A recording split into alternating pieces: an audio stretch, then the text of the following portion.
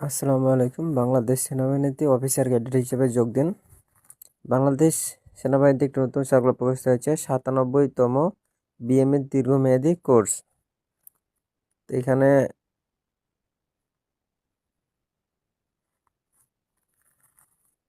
বয়স হতে হবে 16 থেকে 21 বছর এবং সশস্ত্র বাহিনীতে যারা কর্মরত হচ্ছে তাদের জন্য 18 থেকে 23 বছর।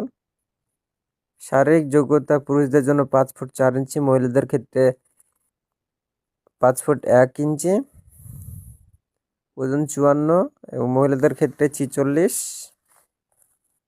শিক্ষাগত যোগ্যতা এগুলো দেওয়া আছে, এগুলো আপনারা দেখে নেবেন।